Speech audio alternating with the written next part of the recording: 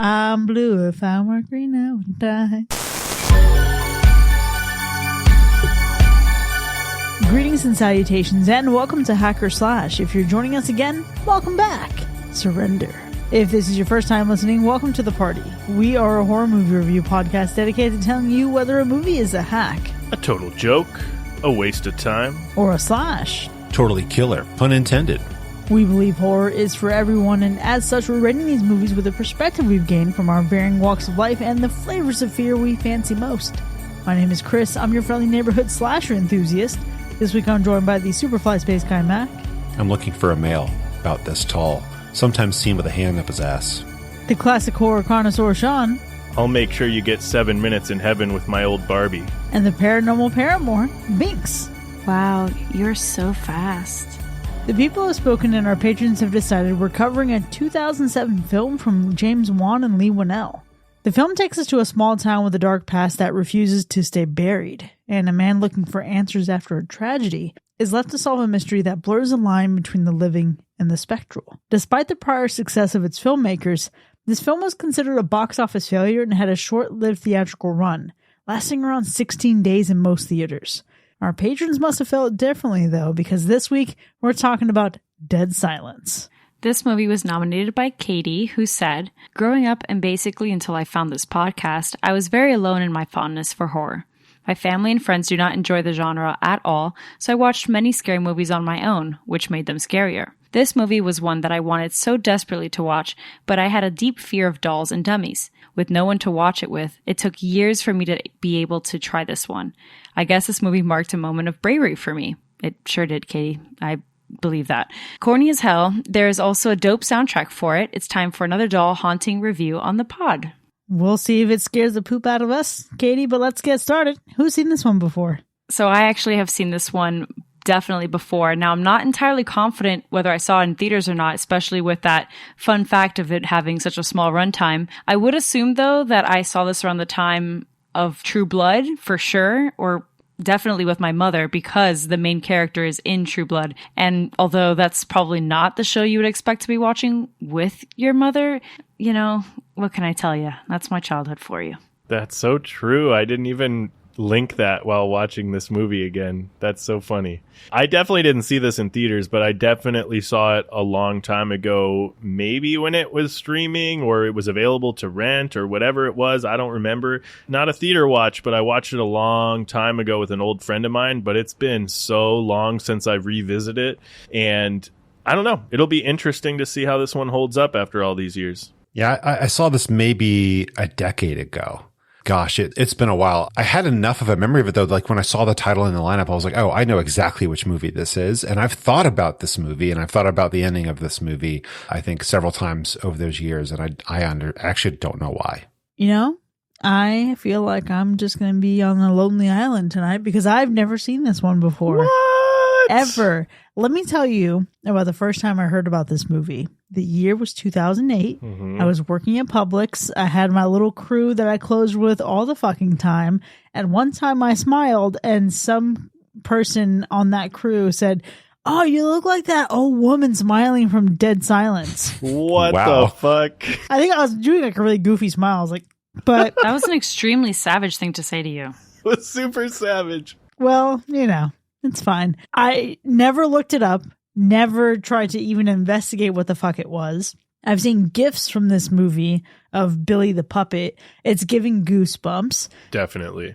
I never once made the connection about it being James Wan until very recently when we started planning for this. So going into this, having heard that it was good, for at least from everyone I know who's seen it, and not hearing anything along the lines of it being torture porn or super James Wan-y, I expected this to be a decent time. Having seen it before, I expected all the cheese, just 100% cheddar, super cheesy.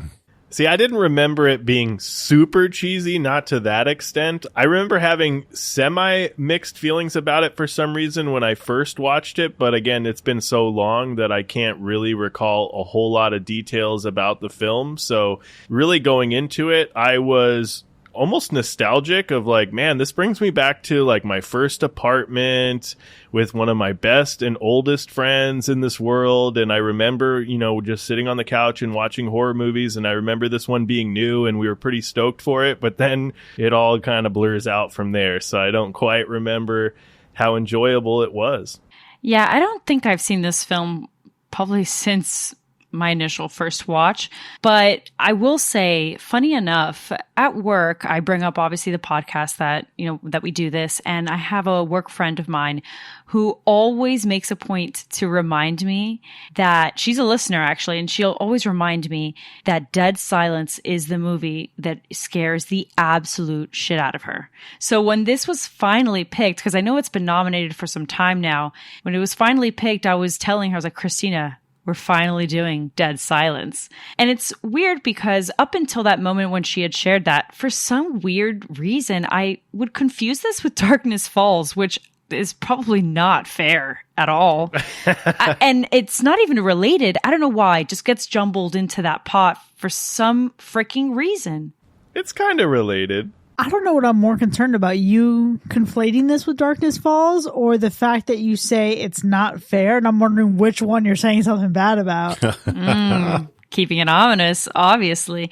But here, so then when I'm jumbling that together, what brings me back to the fold, what reminds me about this film is the fact that it is James Wan's second film. I just got to remember, James Wan naturally has something to do with this. Anything with creepy eyes, it's probably James Wan. Has something to do with it. Speaking of those creepy eyes, though, let me tell you that the number one thing I felt when I was watching this movie was every bit of how gifable it is. There are so many moments where a jaw suddenly hangs open, eyes turn to the side. I feel like a lot of this energy that we get from ventriloquist dummies in this, honestly, a really great representation of my soul on a regular basis. I felt seen, understood, and heard by this movie. I also, though, felt a heavy dash of couldn't fucking be me. No, absolutely couldn't be me. If I grew up with a fucking legend of some shit and all of a sudden a ventriloquist dummy is at my door, no fucking way is that shit coming in my house. Yeah, come on. Come on. That's just rookie mistakes here. The thing is that if you've ever grown up with maybe a mom or an aunt or an abuela that collected dolls for funsies, maybe you're already prepared for this film innately, or you're triggered by it. Either way, it's not a fun time for that regard. I will say there's some serious bombastic side-eye. Now that you said that in terms of gifable, I was like, oof, yeah. Some great side-eye in this. Fantastic side-eye. Now, in terms of my feelings rewatching this, instantly, I felt like I got hit by a wave of mid-2000s and blue. Very blue. I forgot how blue this fucking movie is. And not like Twilight blue, guys. No, I'm talking like a dark blue. I'm blue if I were green outside. Yeah. Wait, is that what they're saying in that song? I had no idea. No, probably not. But it's like heard one version of it. But it's like I felt so pleasantly surprised by how not green it was until it stayed so fucking blue. Exactly. Yeah. He went from green to blue instantly. And I was like, my boy, please. It's too much. Sir, proper white balance. Proper white balance. That's all I'm asking from one movie. Proper white balance. And then this is really where the start of Donnie Wahlberg begins. Because Donnie Wahlberg as a cop is a whole situation. Yeah. It's a whole thing that James Wan loves. And I saw him in the film and I was like, oh, that's right. You are here. You are here, aren't you? And God, I can't stand you. I really can't. So wait. Poor Donnie. Does Blue Bloods owe having Donnie Wahlberg as a cop in that show to Saw and Dead Silence? I think so. Probably. At this point, Donnie's agent is like, all right, Donnie, check it out. You're going to be a cop. Let's get this electric razor. You got this in the bag. We're going to get you a coat. To me, the real jab is the agent being like, Donnie, hear me out. I know you keep playing cops, and your brother Mark Wahlberg played a cop in probably one of the most famous films of all time and nominated and whatnot. But hear me out. If you become a cop again, this might be your shot. You know, Binks, I'm with you here. I think more specifically what made me think of the early 2000s, not only the cinematography, not only the editing, but the pacing. The pacing itself was very like early 2000s. Did we all have ADHD in 2005? Yes. Is that what was going on? You needed to flash stuff on the screen to get our attention? Yeah. We were fucking bored. Yeah, I think aside from all of that, though, it is a little bit atmospheric in my eyes. It's got the blue and all of that, but it's very atmospheric. It's got this very gothic, really beautiful kind of look to it, especially with the scenery that you're getting throughout the film. So I think it has that going for it. On the other end, I know we kind of alluded to it earlier, but I could not help while watching this movie thinking that it really feels like a rated R version of Night of the Living Dummy. It really, really does. Yeah. Gosh, how could you not think of that while watching this? You have to. You have to. Slappy is a better name, though. Slappy slaps. I actually now want to go back and read that tale in particular. I feel like I would really get a new level of enjoyment out of it after seeing this movie. I feel like you could also take some footage from this and make a fan trailer for Night of the Living Dummy. Oh, for sure. 100%. Absolutely. Binks, you mentioned it earlier. You're talking about how blue this movie is. And the tonal shift going into this from understanding what James Wan did with Saw, but then seeing this movie, it reminded me in such a way of, okay, take The Ring, except remove the 7-day mechanic. And instead of a single mom, it's like a dude trying to solve a fucking supernatural mystery. And that's the energy that I got. Obviously, we have the different color balancing here. It goes more for the cold blue, very like frigid feeling throughout the whole movie. And I think there's something in particular about wielding a creepy fucking doll and adding into the supernatural component that allows my brain to feel a special scratch and a very specific itch where I just need something tangible to fuck around with the supernatural shit. Because take a ghosty thing, take a spirit thing, like The Ring, The Grudge, etc., and it's not really for me. But you put a little fucking doll in there. All of a sudden, I'm into it. It was also giving Puppet Master. A little bit. Yeah, for sure. I think what surprised me most is not really necessarily how campy the movie can really feel and how silly this movie really is in some areas. I think I was more surprised with how much I felt like the balance between the horror and the silliness was really fun for me. It just felt really fun. It didn't feel like it was like so silly that I can't take the movie seriously at all. And it wasn't just like too little camp where it just felt out of place. It just felt like it was a fun time to watch some of the silliness unfold.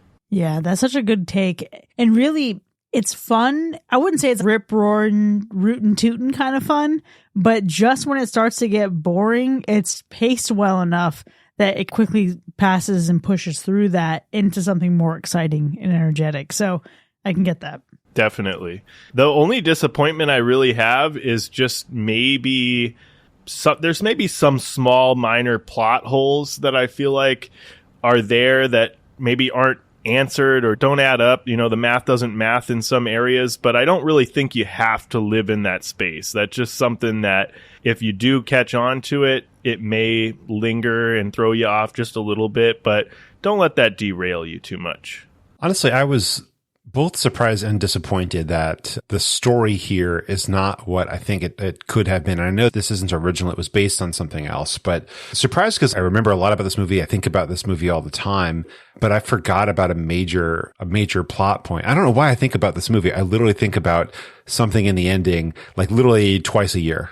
You see the surprise on my face when you said I think about this all the time. I'm like, what fucking movie out of 336 episodes of this podcast, you told me to guess at least 10 movies that may be on the realm of things that Mac thinks about on a regular basis?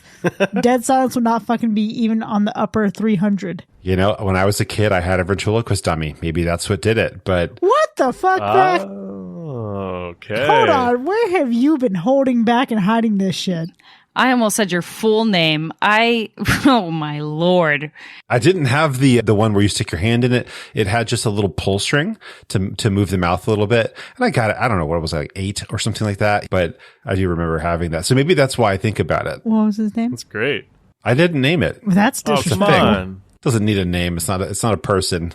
That doll is still haunting you now. Any trouble you have in your life? It's because of that fucking doll. It's going to show up. It's like Robert the doll in Key West. You fucking say he's ugly or you insult him, and all of a sudden you're fucked. I'm still not giving him a name, but the story here is weird because James Wan, I get that you like ghosts, but pick something when it comes to this movie. Pick something strange, a weird dynamic to go with, and just go with that. There's no need to like bake in 4 different weird mechanics to this universe that I don't know. It was so convoluted. That's what was disappointed. If it were kept simple, I'd be like 100% here for it. But I think they really overcomplicate some stuff. And I don't want to spoil too much, but we've got ghosts and ghouls. First of all, we didn't really need those too much and I would have been much happier. But if you're going to have them, don't randomly add in this strange mechanic that gives you like an opt out for getting damaged by one of them. It's just, I don't know. I don't love it. Interesting. I think the convoluted part I can be aligned with because that's maybe where some of the plot holes come into play. But the ghouls I'm here for. The ghouls are ghouling. Fascinating, because I feel like I would describe this film as simple.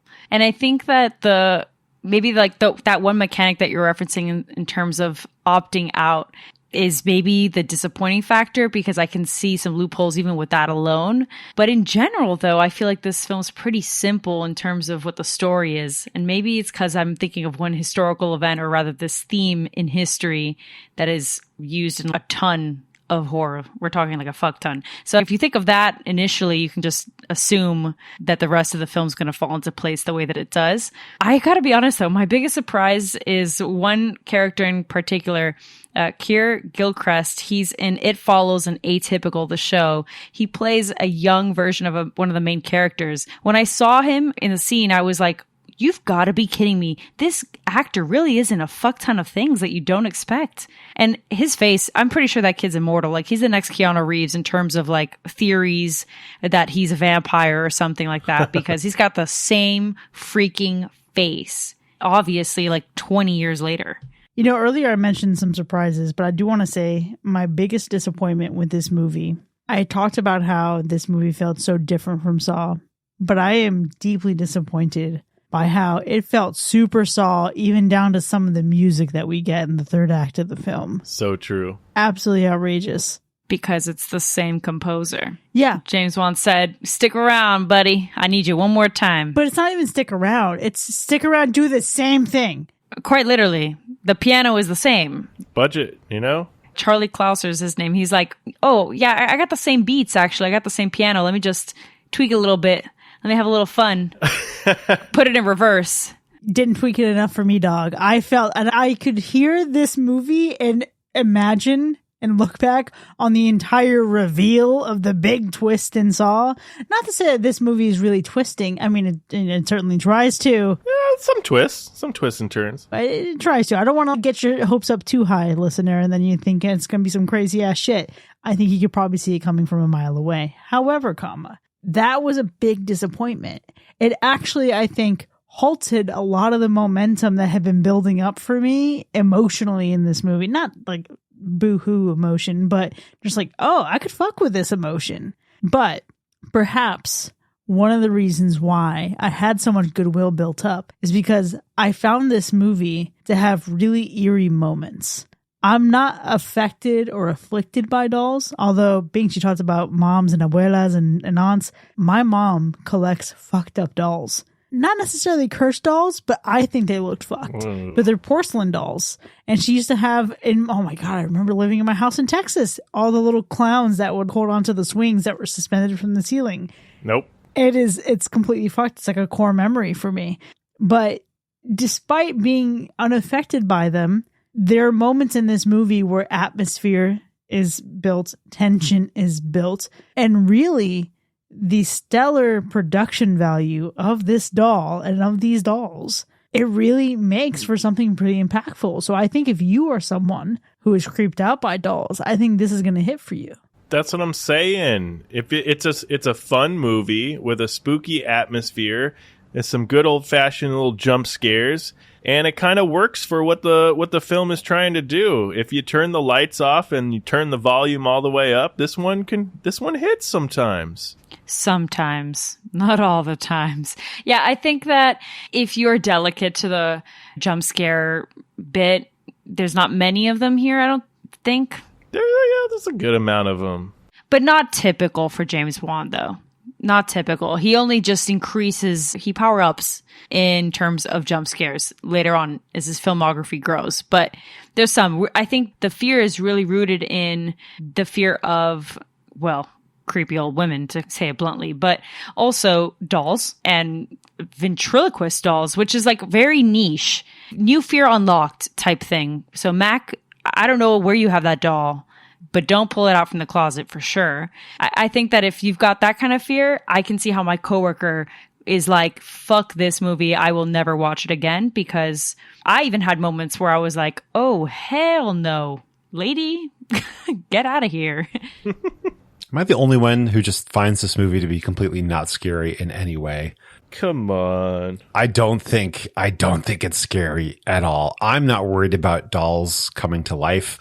I'm not worried about inanimate objects cursing me or getting possessed or anything like that. Maybe I'm just not fun. I didn't find it scary. You don't think it had a spooky kind of feel to it? Just the vibe of the movie? Ooh. It was so blue. It was so blue, dabba-dee, dabba-die. No, it was the gothic set design, the lighting, the blue. Come on, guys. Come on. That doesn't make it scary. That just makes it have a gothic setting and yeah. blue and dark and poorly lit. And I just don't find the concept scary. I don't think dolls themselves are scary. It's like when movies love to have kids, as scary things. And it's like, they're kids. You kick it and you're good. A doll, what about you pick it up and throw it across the room? Who cares? But I think there's movies that show dolls and other inanimate objects in a more threatening way, like Child's Play, or even like Puppet Master has those tiny little puppets move around and do freaky things. I think there was just no threat. There was a severe lack of threat in this movie for me. I think what it is there's a severe lack of nipple leeches. Oh my gosh. Shout out to Puppet Master. Listen, this was spooky enough to get a house in Horror Nights. Was it? I don't remember that at all. It was a house right after it came out. Oh, hell no. Oh, yeah. That's intense. But here's the thing. I would dare say that I bet you that house was scarier than the film itself. There's a new release that came out this year called Imaginary, and I said something similar where I'm like, I bet you that if they did a house of Imaginary, that shit would be scarier, way scarier than the movie. And I think that's kind of how I feel about Dead Silence. I'm going to watch a YouTube video of that, because that's got to be intense. I think there's an extended cut of this film, or like a director's cut of this film, if you get it on DVD or something like that, where I feel like some of the scarier scenes are a little bit better, a little bit more intense. You know what I mean? I remember that being a thing, although that's not the version I watched. This movie, I hate to be negative Nancy, but it's just a big bag of genre cliches. That's what's fun. Is that fun? It doesn't even do it in like a meta way. If it was meta about it, then I'd be having fun. You got to be a little bit brainy, I'm one of those viewers who like make me think I'm smarter than I actually am. Just that's what keeps me entertained. I don't know if that was like his intention though. So I can't necessarily get on his case too much about it. Again, I think that this is a very simple 90-minute film. And so to expect that you're going to get some kind of mind-bending or like big major plot twist is not going to happen. I'll water that down for you now. Although you may expect it because James Wan himself thinks that he's great at these plot twists. And he did it for Saw, I'll give him that. And granted, this is his second film, so why wouldn't he be able to do it? To me, it's that this doesn't already feel very original. I can see how it's most certainly a pre-Insidious, without a doubt, to me, and very post-Saw.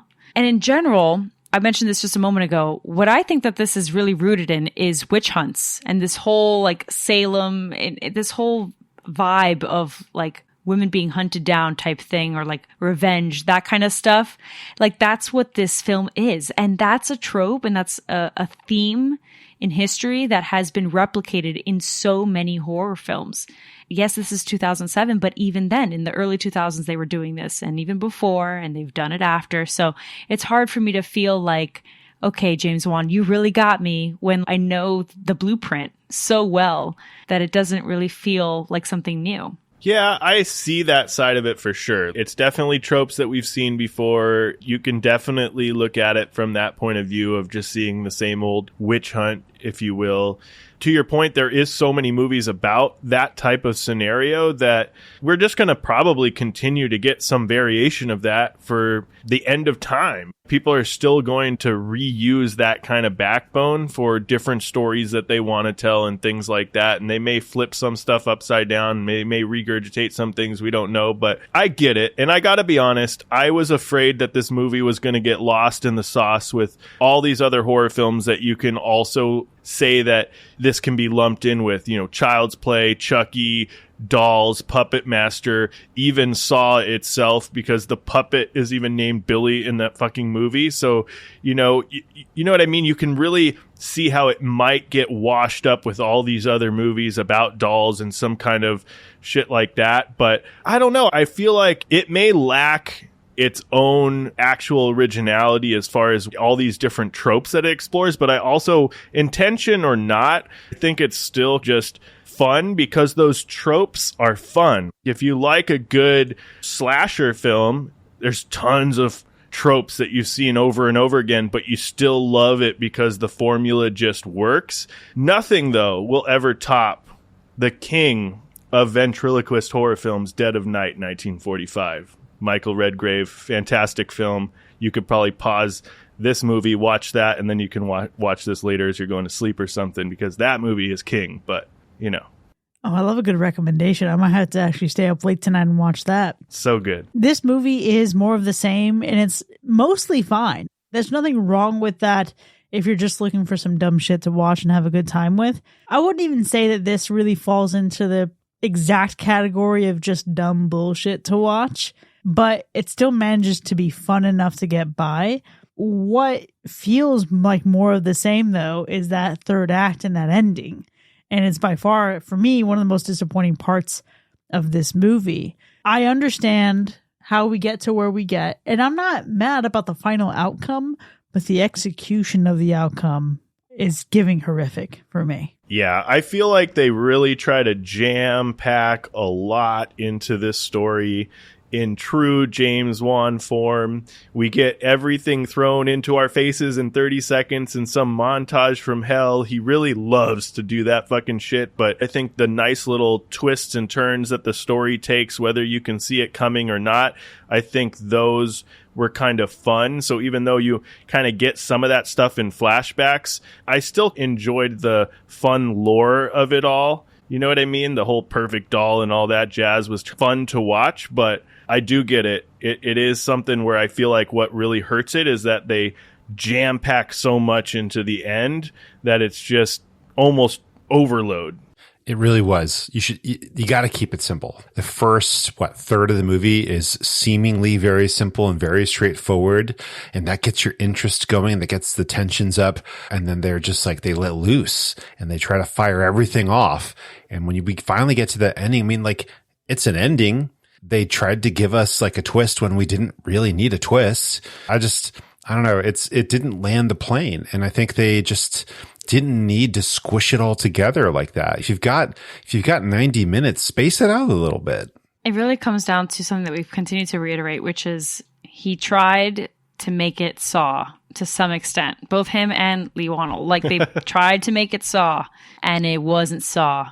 Because for me, I could have seen that major plot twist from 5 miles away. From the moment that the film started and you're introduced to a couple characters, I'm already like, oh, yeah, I forget how obvious this is.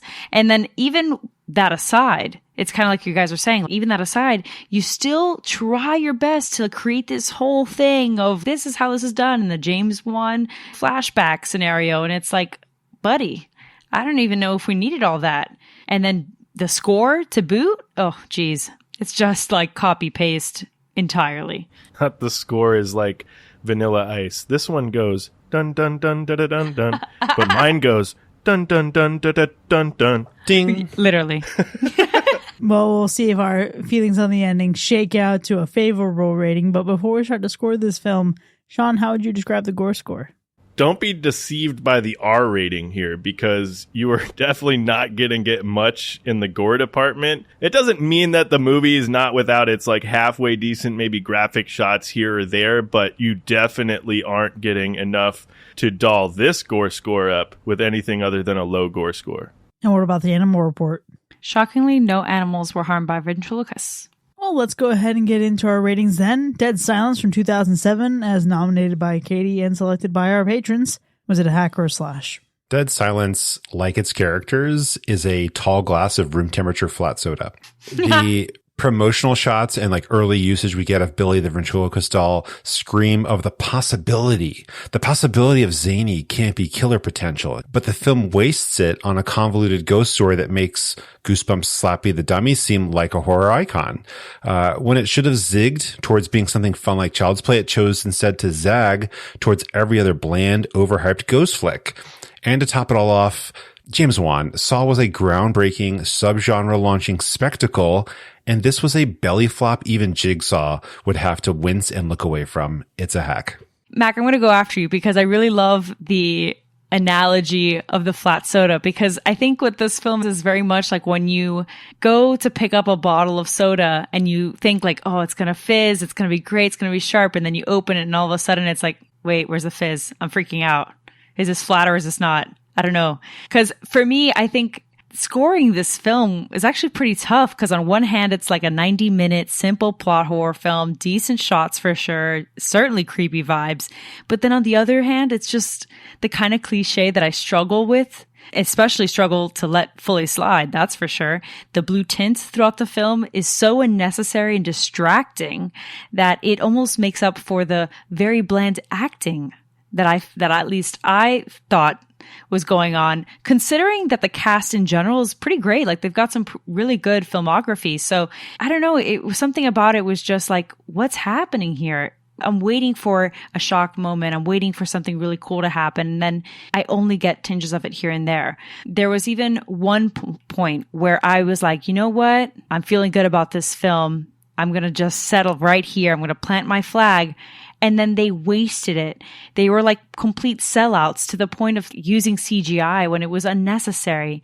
And I want to stick with the word sellout because even the writer himself, Lee Wannell, said in an article, I had to look this up because I was just curious, right? He said himself that he uses this film as a lesson as to why he will no longer work with studios to write films. He will, moving forward, and has since, wrote a script and then will sell them to studios. He will not let studios have their way with the script. So thinking that, realizing my disappointments and whatnot, I feel like this film definitely isn't nearly as bad as you think it is, but ultimately, I can't confidently slash this, so it's getting a hack from me.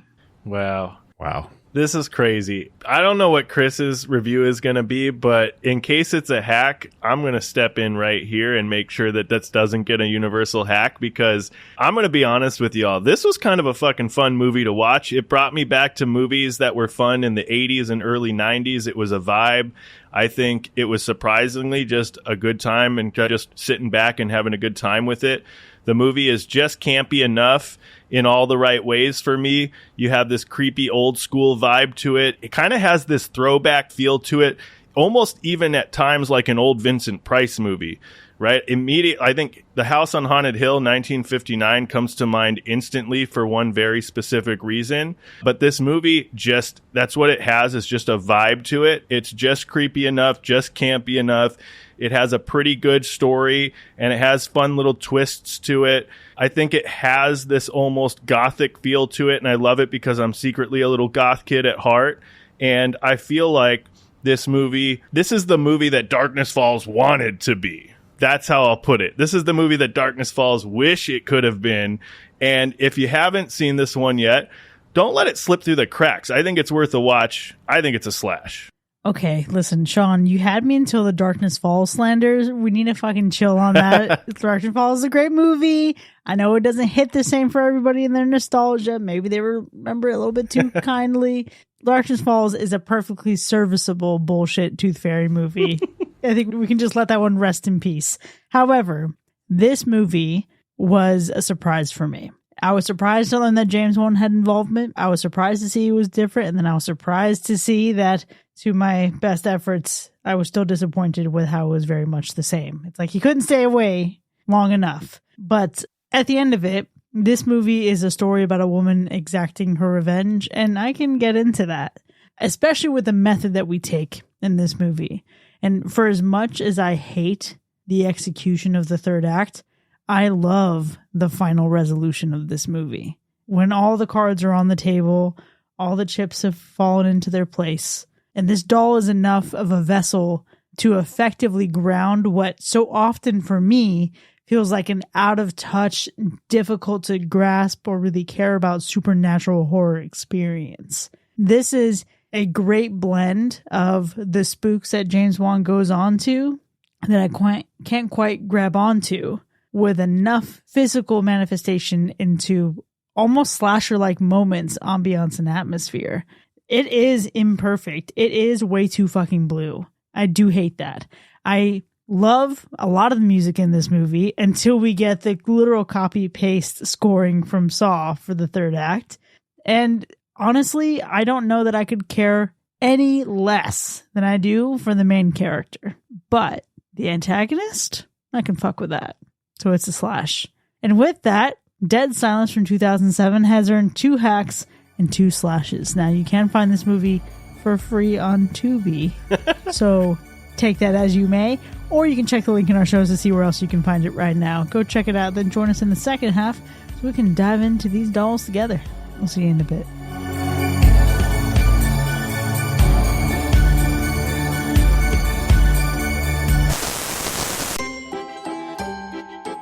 Ever find yourself haunted by the eerie giggles of ghostly children? Maybe your porcelain doll collection is starting to have too much personality. Well, you're in luck, because Fistful of Friends has got your back and your haunted playthings. Fistful of Friends is the premier daycare service for those troublesome, possessed inanimate objects. We're talking dolls, dummies, teddy bears. If it's got a soul trapped inside, we'll take it. At Fistful of Friends, we offer a variety of engaging activities to keep your haunted companions occupied, from ghostly tea parties to exercise size classes. Your little skin puppets will be having so much fun, they won't have time to plot your untimely demise. And don't worry about safety. Our staff is expertly trained in the art of containment, distraction, and yes, even the occasional banishment ritual, all in a day's work.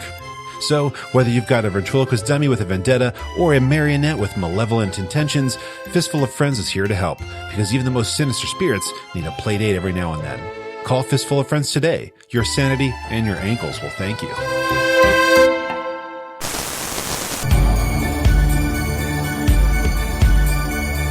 Welcome back, folks. You're now entering the spoiler zone for Dead Silence from 2007, which has earned 2 hacks and 2 slashes.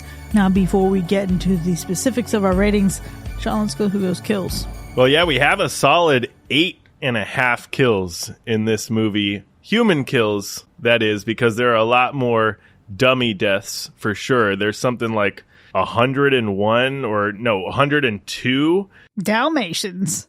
Yeah, like 102, something like that, because Billy burns alive as well. And to be honest, there's not a ton of variety here, because a lot of people and dolls alike died in the exact same way. So I am curious to see what your favorite kills are. I think my favorite one is the off-screen kill, technically, I guess, of Edward. Yeah. Simply because of the after effects. He's still a realistic looking alive human being that has pale skin. So that's impressive that she's able to kill him, use him as a puppet with the most rudimentary of puppet controls, yet he's able to emote.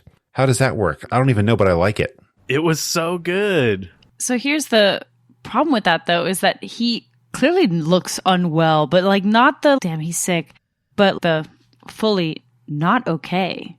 It was so good. The whole, he doesn't look quite right. I mean, I just love, maybe I don't know. It's just the reveal at the end for me. It is just like seeing the hollowed out back and this like stick in the center of that, and just kind of thinking through like how she was using the dude's dead body as like some kind of doll, right? It just, I don't know. It's very silly. Semi doesn't make sense, but it still was awesome. Okay. Listening to you all go back and forth on this, I just want to share the perspective of someone who's never seen this fucking movie before. I like to quote from the Book of Chris. This is in my notes as I'm watching. Edward was dressed up exactly like Billy. Your father's changed. He's not the same man that you remember. Yes, because he's already a dead doll, ma'am.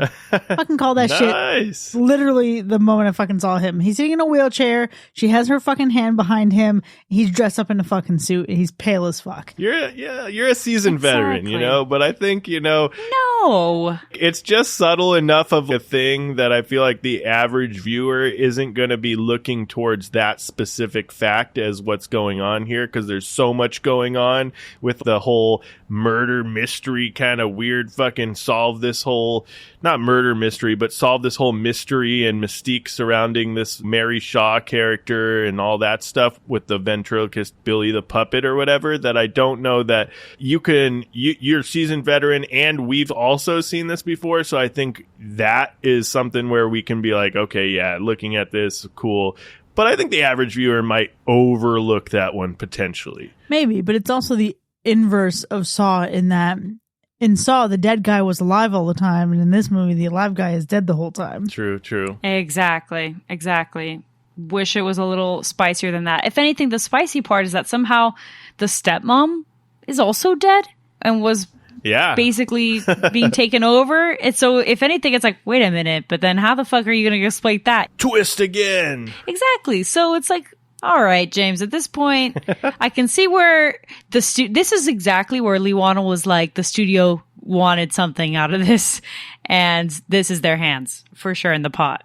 That was the worst. That was the worst part of the story for me, was her being like the possessed conduit of Mary Shaw or whatever, because I just don't understand how this lady even got in the mix, how she was chosen to be this, like why she was even part of this in general, but she's just here. You're going to make that big of a twist, but not give us any like backstory as to where this fucking girl came from. You know what I mean? She's the perfect doll made by Mary. Good for her. Fantastic. But I would like to share what was my favorite kill. And I'm pulling a Sean here. I'm not saying it's actually my favorite kill, but the emotional revelation of this kill, the oh shit of this kill, the drama that she killed Lisa simply because Lisa was carrying the Ashen bloodline in her and she was pregnant with his baby. That fetus. Kill the fetus. Not the whispering of the kill the fetus. But also, Mary, you're not a girl's girl. Mary, you could have just interfered with the pregnancy and not killed Lisa, but she fucking went for good measure. Preemptively. Because she was like, before I get to you, actually, I'm going to go ahead and fuck his life up.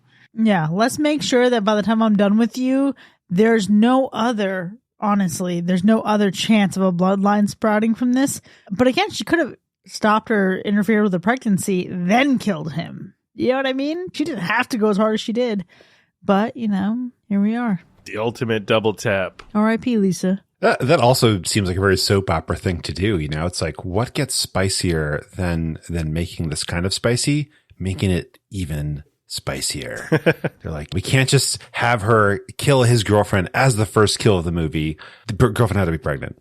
Yeah. Boom. I will say, though, it's a beautiful look, though, in terms of her position on that bed, her hands distorted and everything. I was like, wow, this is like a really great shot. It's quite sad. Now, I actually thought you were going to say Michael Ashen, because that's also Fuck Them Kids, most certainly. But dude, that was great.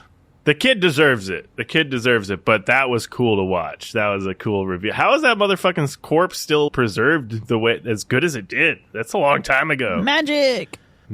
It was a long time ago, but it looked like some deranged fucking Pinocchio, and it was great. It was very cool. Even between Michael's death and then Lisa's death, I appreciate that they're very dramatic to the point of being campy. Although some moments of them feel like unintentional camp. So I think it gets a little bit dangerously close to just being a little bit too much. But whew, some good stuff. I should have picked that one. There's a sad one, though. I feel like Henry's is sad. Just because he was really trying to take care of his wife and just doing his job. The man said, look, photos are the biz, okay? I gotta take the photos of the people. Don't ask me whether I think it's good or not. I gotta do what I gotta do. Especially his origin, he participated in Mary Shaw's performance that night.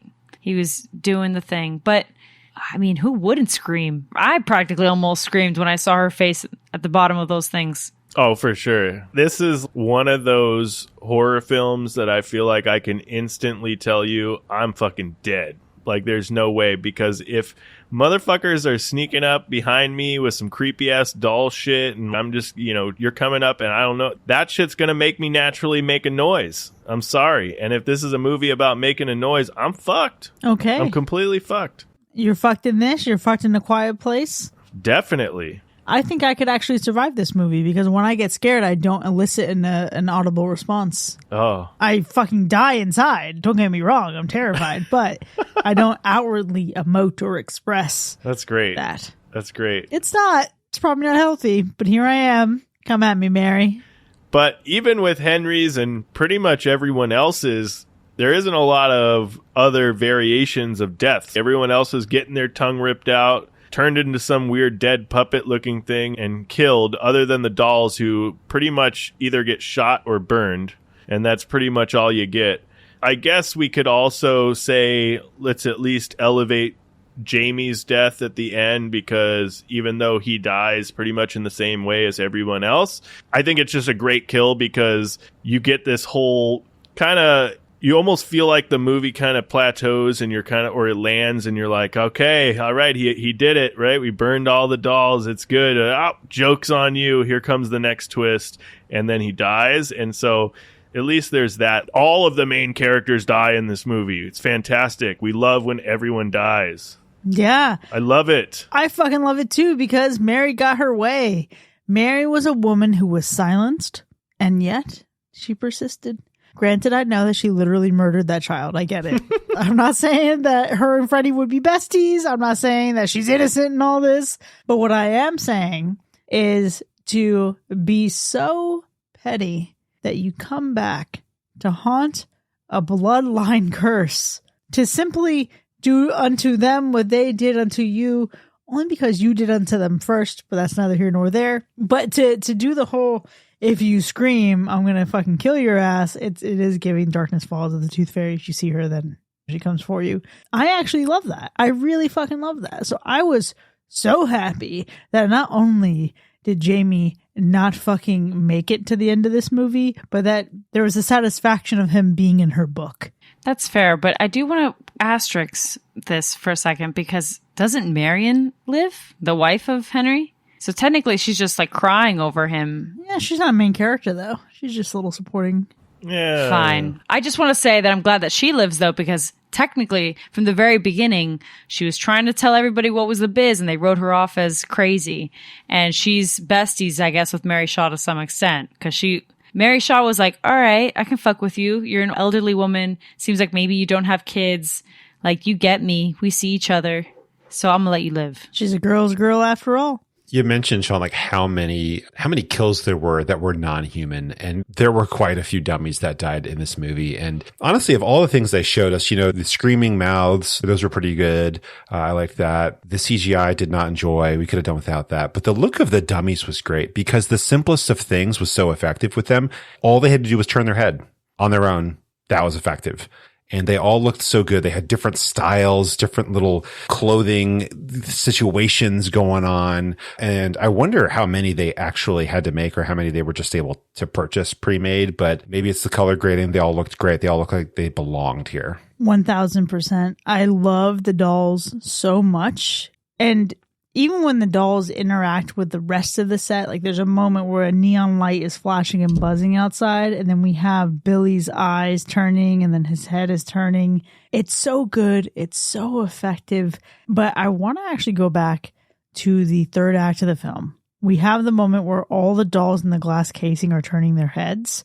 I need to be honest with you that as gorgeous as that was, and I did love it, I also was thinking about those fucking singing bass fish that you hang up on a wall. And I was just thinking about how you link them all together and then they all start singing the song together. Oh, no. And that ruined that moment for me, for sure. That's really quite hilarious. But you also get some really great Easter eggs in that moment. You've got Billy from Saw. You have the puppet in that scene. You also have some really famous ventriloquist dolls. You have Edgar Bergen's Charlie McCarthy in there. There's one other one I can't think of, but you have some really great Easter eggs in that scene, which I thought was really cool. The only Easter egg I want is from When a Stranger Calls Back, but this movie wasn't ready for that. If you know, you know. If anything, the other Easter egg is this blue tint and everyone thinking that reminds them of Twilight on a darker resolution or something. That's for sure.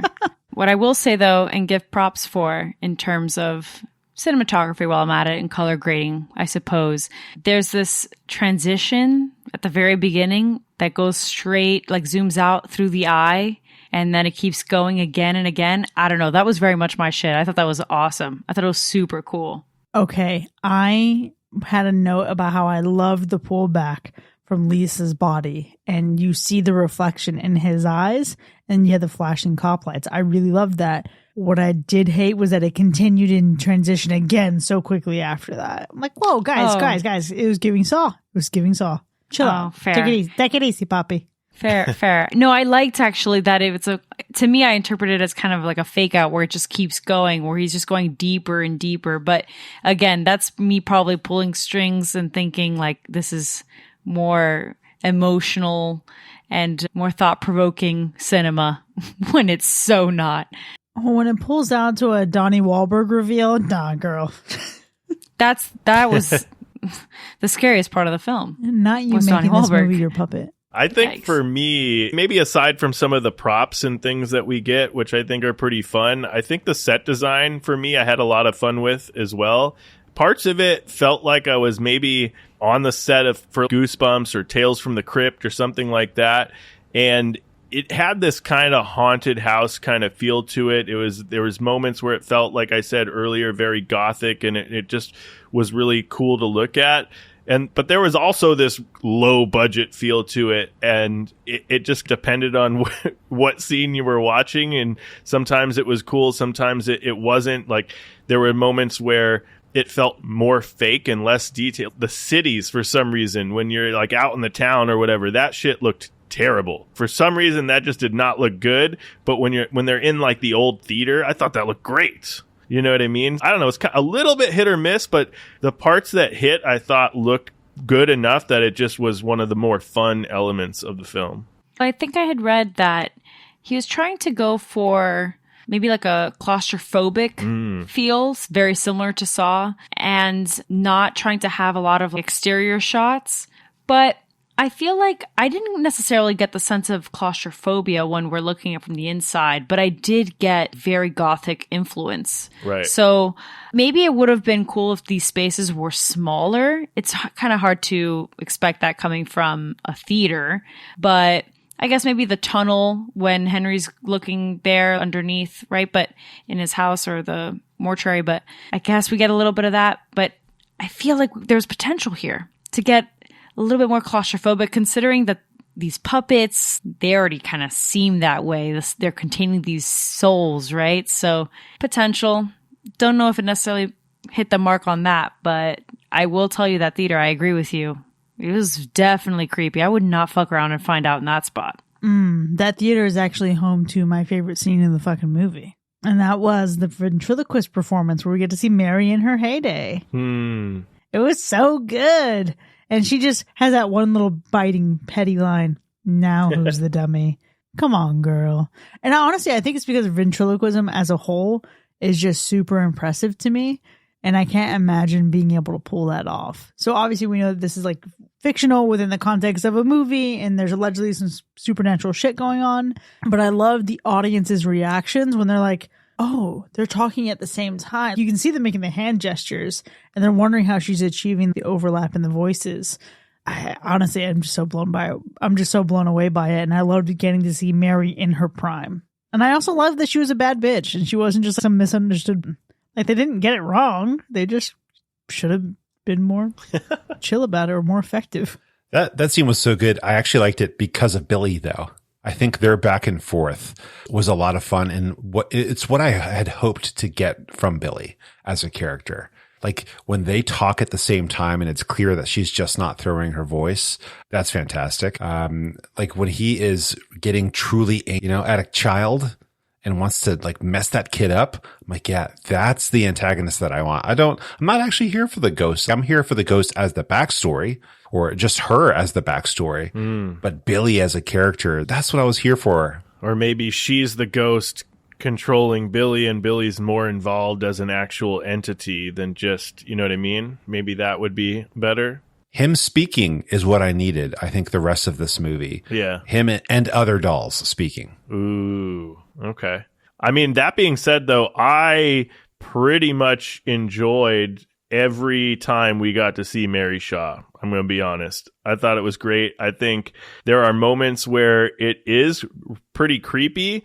There's a moment where, and I think this might have been one of the parts that you were mentioning earlier, Chris, with the blinking neon light, because there was that, it was in the motel, right, where the neon light is blinking, the sign is blinking, and Billy is coming to life with the eyes to attack Jamie, and the eyes are slowly turning with the slow, distorted audio in the background, and then you see Mary Shaw's face, for just a second, right? It's very effective and it's kind of creepy. But then there's moments that I absolutely also love and have a great time with, especially when we get Mary Shaw like coming at you, like the ghost of Mary Shaw coming at you, because it feels like literally just put like a prop on top of a furniture dolly and pushed it towards you. That's how it looks like it's moving, and it's so campy in that way that it's just such a fun time. It instantly, that moment brought me back to the house on Haunted Hill, because there's that moment where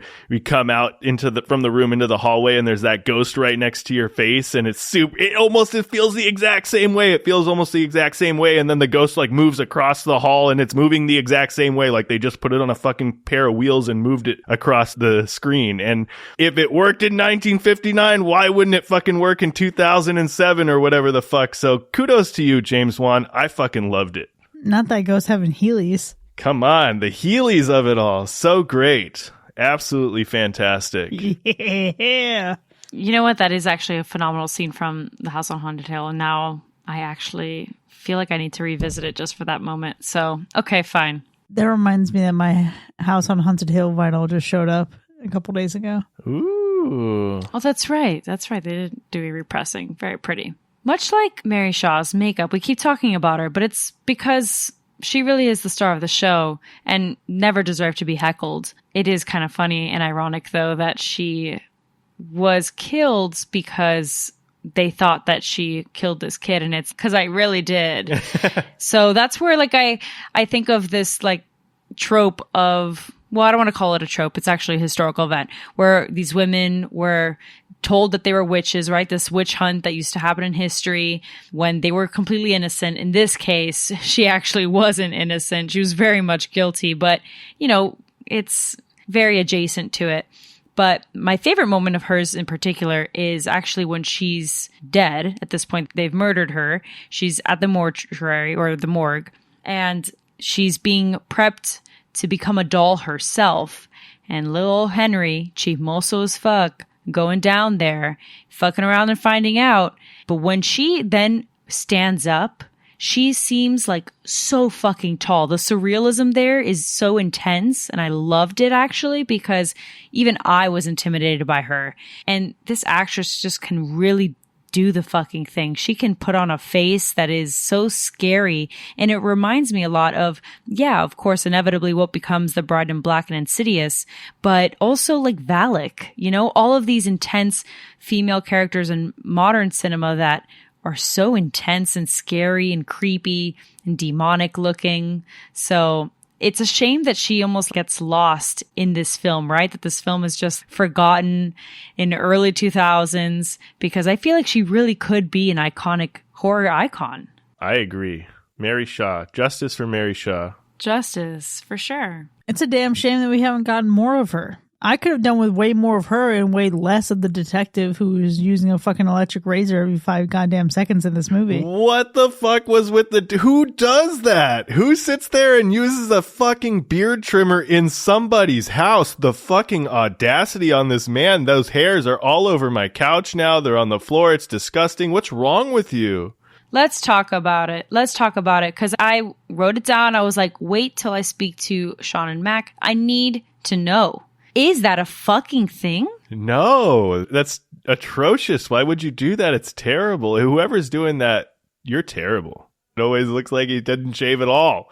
It was ineffective. Much like his fucking competence as a detective. The worst.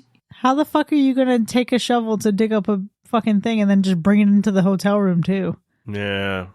Why was there a shovel in his hotel room? He could have stayed in the car. Also, if you were actually a good fucking detective, you would have already known the lore and the story that is clearly on everyone's forehead. You enter this place, we know this rhyme, we know this story. Mary Shaw is basically their equivalent of, I don't even know, Jesus. You just know who the fuck this woman is. You know her story. One quick Google search, because I know they got it in 2007, could have told you who the fuck she was and what might be going afoot, and even more so, what that freaking puppet was. Yeah. One Google search. Stop shaving your goddamn beard, sir. What? Yeah, do something useful and productive. Useful. He really just served as basically the actual husband figure in most horror movies, because he's the one that just didn't believe shit and was trying to pin it on Jamie, even though Jamie was like, no, this is just really happening, man, you gotta believe me, kind of thing, you know what I mean? And he's also constantly just trying to prove to this dumb detective and pretty much doing this guy's job for him, and it serves that dude right. You know, Detective fucking Lipschitz fucking had to die at the end because he deserved that shit. This is one of those things I think I remember from this movie, from watching it a decade ago, is just him walking around buzzing, because it seems like it was like a comedic choice. Yeah, for sure. He's like, this will be funny. This will be silly. This will be a little bit campy. I'm just going to be always shaving. Always shaving. With the worst possible. Those razors, not razors, but trimmers. Those trimmers that have like that mesh thing, they don't do anything. I don't even know why they sell them. Like, whose hair does that work on? I have no idea. It's the worst. It's the worst one ever. And for him to be using that constantly, it had to have been a deliberate choice. I'm going to do this for the laughs. I surely hope so. I feel like as flat as all of these characters were, they had to get their jokes in some way. They had to add a little bit of life to one of these characters at least, even though it was ridiculous. So I got to spice it up a little bit. It had to have been a gag. It had to have been. Donnie Wahlberg's detective was certainly a dumb fuck in this movie, but who was also a dumb fuck was Jamie. I could not get behind this guy whatsoever. And I want to tell you that, yes, the James Wan supercut flashback revealing the alleged twist about his dad, sure, that's the worst part of the movie, but I'll give you my runner-up, my so close it's almost in tied for first place runner-up. The fact that Jamie walked up to that murder-ass fucking clown doll. This man walks up to the clown doll in front of Donnie Wahlberg's detective with a gun traced at him, and he walks in front of the gun. What are you thinking, man? Hey, why is this guy bringing a shotgun into close quarters? I don't fucking know. But the fact that this man has a complete lack of wherewithal and situational awareness, he's just casually walking into, like, you don't think, how could you possibly think there's anything good waiting for you at that doll? Poor choices. I think the worst part, and I said it earlier, and Mac, I think you might be aligned in this, is that, you know, we talk about the fact that the story, I've talked about how I like the story, it's pretty cool, but it definitely could have been flushed out a little bit more. You said it was convoluted. It definitely jumbled a lot into the third act of the movie, really towards the end there. The biggest example, really, and I said this earlier as well, is the stepmother, like why she became the quote-unquote perfect doll. We may never know. What she had to do with this family at all, we will never know. And so I don't know that aspect of it. Like, I didn't necessarily mind the twist. I just don't feel like it really had a lot of like legs to stand on for being involved in the story. And it just left more questions than answers, but whatever, that's cool. It's either that or literally the acting, because it just wasn't the strongest, and it definitely showed in some moments, especially early on in the film. Sean, that's interesting because my listing here for best part of the movie was the beginning, when things were more simple. We get a freaky doll, an annoying couple, and the threat of something horrible potentially happening with an inanimate object as the cause. And a simple recipe like that, it's kind of enjoyable. And I think we start out really fast with a bang because it's 2006 or 7 or whatever it is. And that's just how you do stuff around here. And I'm like, okay, I'm here for it. We're moving. We're not wasting time. We're jumping right in. I like it. Who knows what's going to happen with this doll? It's simple. It's easy. It's like hitting the adrenaline all the right ways. And then as we go on, it's like, oh, but wait a second. So there's a ghost, but is she actually a ghost, or is she this woman? And if you don't scream, she won't kill you. So that's all you have to do is just not scream. And then okay, fine. You know that. Don't scream. But then it also seems like it doesn't really matter because everyone's going to die anyway. Whatever. I don't know. They just go down all these different paths that seemingly to me were quite unnecessary, or perhaps they didn't take the proper amount of time. If this were 15 to 30 minutes longer and it could have been spaced out more like The Ring, maybe it would have been a very different experience for me. I might have been down for it because I think The Ring is gold. I'm not the biggest Ring fan, but I respect it for what it is. And yeah, I think that was the best part, is when at the beginning, hopes were high. It could have gone anywhere. And that's the same thing with Mary Shaw, right? Hopes were high in terms of perhaps we could see her in another life. And we may never get that. So that's definitely the best part, is her. And they did her dirty by leaving her in this one film. And we'll never get to see what she's capable of. R.I.P., really and truly. She should have been Candyman. She would have been a great Candyman version, whatever. You know what I'm saying? She would have been great. Hey, you never know what's to come. It's time for a requel. But do we trust James Wan with that? No, James Wan can produce it. That's the way we'll go. No, he also produced The Curse of La Llorona, so no fucking thanks, sir. Really good. You know, this had potential. And I actually think when pressed, I could watch a franchise of this if it ever came out. I could watch a sequel. I could probably watch a prequel. We could see what we'd get into. But I don't know that I would ever watch this specific movie again unless I am doing something like watching a series of killer doll movies or thinking about the Goosebumps series that came out. It's something that's tangentially related, then maybe perhaps I'd give it a shot. I don't know. I feel like this movie definitely has some rewatch value. I think it's got Easter eggs in there that if you didn't catch the first time, you can catch the second time. I think it's just creepy enough. It's got that old school kind of campy vibe to it that I think it's fun to revisit. And then once you see the twists of the whole plot and all that stuff, and you really understand what this movie is all about when you watch it again, I think it's kind of cool to look at it through that lens, because then you can look at the scenes where we're introduced to Edward and things like that, and I think you look at it a little bit differently, and I think it's a little bit fun to watch a second time. So I would dare say it definitely does have some rewatch value. Yeah, although I hacked it, I got to agree. I think that there's no harm in rewatching this. It's a quick film. You throw it on. At the very least, to make fun of Donnie Wahlberg, you know? Just put it on. Sit back and relax. Do the dishes while it's playing. I don't know. It's free on streaming. Have a good time. I've seen it multiple times, not a bunch. This is my second viewing that I can remember, and I'm satisfied. I've had enough of it. I don't mean that to say like I've had enough, but I'm saying like I've had my fill. I'm good. And I think that's all you need is just twice. Think you're still going to be thinking about this throughout the year? Probably. It's gonna come to mind at some point, and I don't know why. It gets credit for it, for staying in my brain, because not much does, but I just don't know why it's in there. It's honestly inexplicable. But for now, there you have it, folks. Dead Silence, as nominated by our patrons, has earned 2 hacks and 2 slashes. Now, we certainly had a robust discussion here, but the debate and the back and forth doesn't end here by any means. We want to know what you think. Would you be screaming if you saw Mary Shaw? I know I sure as fuck would. She's scary as hell. But either way, let us know. You can join in on the conversation by hanging out with us for free in our Discord. Click the link in our show notes to sign up.